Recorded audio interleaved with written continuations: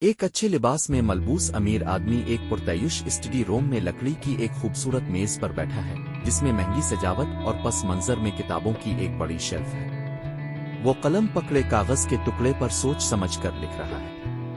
کمرے میں مخمل کے پردے، سنہری گلوب اور قدیم گھڑیاں ہیں۔ ماحول خوبصورت اور نفیس ہے جو اس کے متمول طرز زندگی کو ظاہر کرتا ہے۔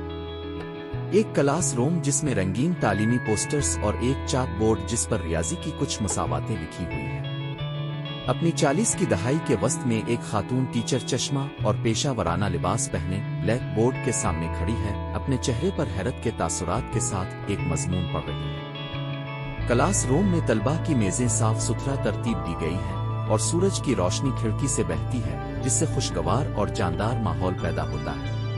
ایک آرام دہ کمرے میں ایک ساتھ بیٹھے ہوئے ایک بڑے خاندان کی کارٹونش تصویر۔ خاندان ایک باپ، ماں، بیٹا، نوکرانی، باغبان، باورچی اور ڈرائیور پر مشتمل ہوتا ہے۔ وہ سب سادہ لباس پہنتے ہیں اور اپنے معمولی ماحول کے باوجود خوش مزاج اور مطمئن دکھائی دیتے ہیں۔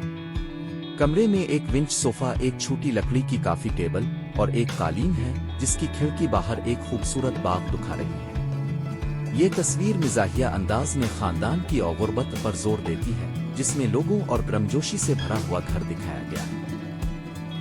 ان کرداروں میں کلاسک یونیفارم میں ایک ڈرائیور سوٹ میں بٹلر، باغیچے کی قینچیاں پکڑے ہوئے ایک باغبان، روایتی نوکرانی کے لباس میں ایک نوکران اور شیف کی ٹوپی اور تہبند کے ساتھ باورچی شامل ہے۔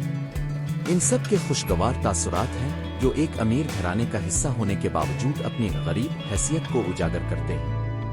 ان کے پیچھے حویلی عظیم الشان ہے جس میں لمبے ستون اور سرسبز باغات ہیں جو ان کے سادہ لباس کے بالکل برعکس ہیں۔ شادی کے سالوں کے بعد ایک جوڑے نے یہ سمجھ کر کہ ان کی محبت دوستی میں بدل گئی ہے، دوستی کے ساتھ الگ ہونے کا فیصلہ کرتا ہے۔